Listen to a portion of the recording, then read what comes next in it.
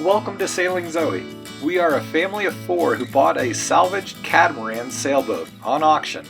We are on a mission to fix it up and sail the world. Subscribe and join.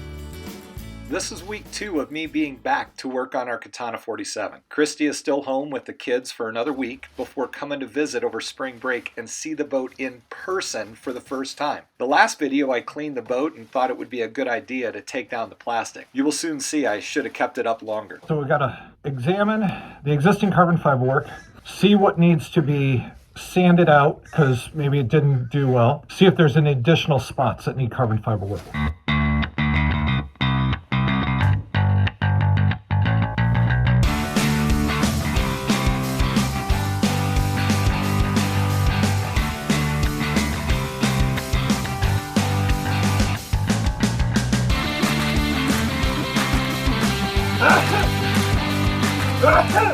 I'm feeling pretty good about my work. I'm working with a couple of guys that we used to work on like NASA stuff. We cut out the bottom of this bulkhead, replaced it with an exact match, but on the inside of the hull, you gotta like line carbon fiber all the way around so it creates this ring. It makes it extra, that hull extra strong. And I did mine on the other side, and it's kind of hard to adhere carbon fiber upside down. You got to put in some filler to make it sticky. You got to like wait just a little bit so it's almost gonna kick, but not quite. One of the pros over here, you can see there's a lot of flaked off stuff right here. And I gotta tell you, mine was a little cleaner. So I'm very happy with the work they're doing. I got no problem with that, but I gotta tell you, a lot of this work, you know, you can do it on your own. It's your boat, you're always gonna be much more concerned about the details than anybody else. The black wall is carbon fiber that was laid on bulkheads and string boards. These are the parts of the boat that were cracked and give structural support to the boat. These sections were either replaced and covered with carbon fiber or repaired by grinding out the cracks and filling in the grinded sections with additional carbon fiber before applying the final outer layer. Before moving on to the next section, I just had to put on my knee pads. What I'm doing is grinding out sections of the carbon fiber that dried with air bubbles between the fabric and the bulkhead. You see, carbon fiber gets placed on as wet pieces of cloth. When it dries, the glue or resin you use to wet the cloth bonds the multiple layers of carbon fiber together. You're seeing me struggle with the tape, but marking the sections I grind out, where I will later go back and lay more carbon fiber down. This is a tedious and uncomfortable back and forth process, but it is essential to make sure that the boat is structurally sound. Finally, here you can see the carbon fiber dust flying in the air. This will lead to a massive amount of cleaning that will need to come before I reinstall additional sections of the boat. So today was a good day. I got all the destruction work, I think, done. I went back on some of the carbon fiber and did like touch-up pieces where like some of it didn't adhere, and I cut some of that out. I scuffed up areas that we're gonna need to put more carbon fiber on because not all the carbon fiber had peel ply put on it, so I had to do some scuffing. That's kind of the thing with peel ply, and some of you guys know this. The part that I didn't really know is not only does it kind of scuffs it, as you take the peel ply off, it leaves kind of like this little indentation so you can paint it, you can put more stuff on it. You don't have to like scuff up. You know, when you paint something, you need to make sure the outside is a little bit rough so that way the paint can adhere. But it also does is that it soaks up a lot of your extra resin. So some of it didn't get peel plied. So when you scuff the carbon fiber, you also end up deteriorating some of the fibers that are there, and so that's why peel ply is better than just scuffing it afterwards. So I'm going to go back, finish carbon fibering tomorrow, clean the boat, and that's the big projects for tomorrow. But as of right now, eating my pizza, a little burnt, made it in the toaster oven, and yeah, slept in a little bit, got to Lowe's, and on my way to the boat, It is just after 11, so I'm hoping I get a good day of work in. I'll have to work a little late, but that's okay. We'll see how it goes. People have graciously commented about how hard I'm working, but it should be recognized that Christy is home with the kids while I get the choice to work as hard as I want, or sometimes sleep in. While I'm gone, she doesn't have that luxury. Is your boat ready to sail the blue water? Not yet. Well, these boats have been broken.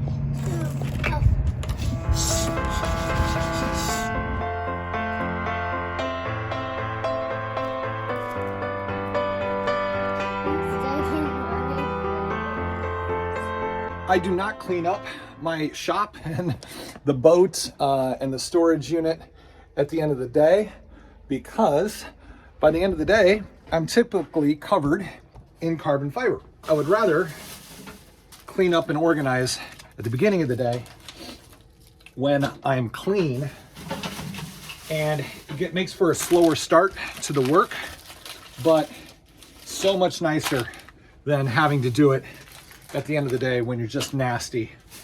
So yeah, my random nuts and bolts and screws and miscellaneous parts that I might figure out go where later. It's important to get fluid adjustment done in and out before you suit up.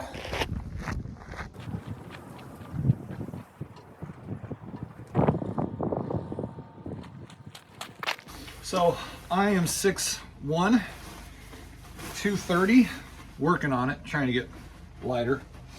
And I use an XL Tyvek suit, and it works great. No, 2X. I thought I was out of booties. These things, I think, are essential. Yeah, I use a pair of extra large booties, extra large gloves, but a 2X Tyvek suit. And I find that I only get 3 at most days of use of my inside clothes before I have to throw them away. I just don't like being itchy and uncomfortable. There's no reason to. No reason to.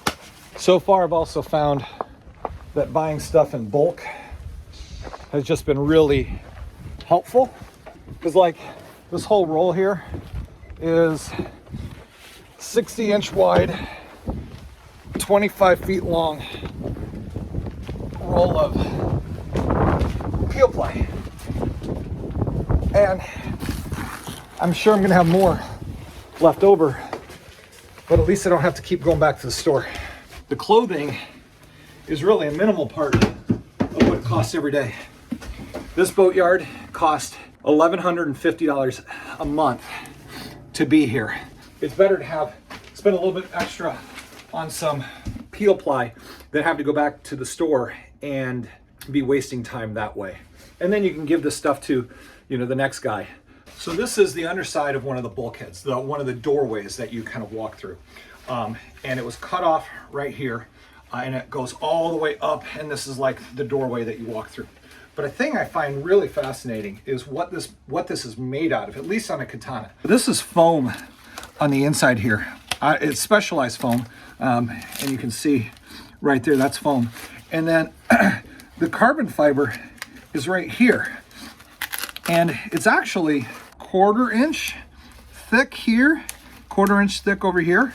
And so that's really what this whole thing is. It's foam covered in carbon fiber, which that's what gives it the strength, which is kind of cool. Oh man, so this bottle of acetone, full up to here. It was left open overnight by me. It is down to here. This stuff evaporates. So I'm opening up all the hatches as much as I can. Oh, there you go. To try to get some airflow through here to keep a little bit cooler, as well as try to keep the fiber blowing out of the boat. Here you can see a spot where I really screwed up when I laid down the glass, and I didn't get it all against the hull, but there's plenty of glass against the hull where I'm going to cut out this section that is flaked away and is still going to be plenty strong. There's still plenty of glass on here, but let's get that cleaned up.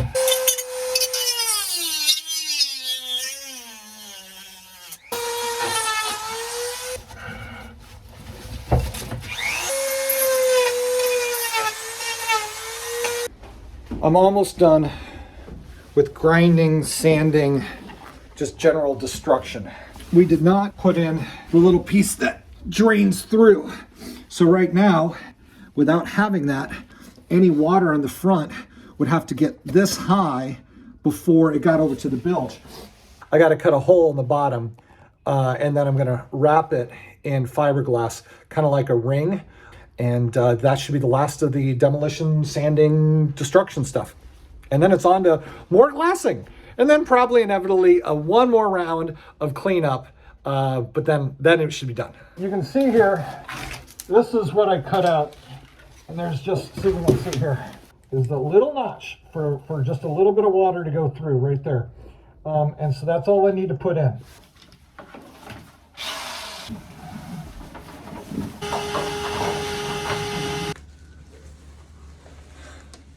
All right, all the grinding and touch-ups after the last bit of fiberglass is done.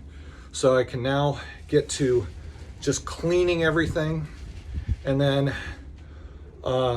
maybe later today or tomorrow, but the family comes in tomorrow, I will do the last bits of fiberglass touch-up, and then hopefully that'll be it. Next week, Christy and the kids come out to see the boat for the first time in person. Until then, Give me a thumbs up and subscribe.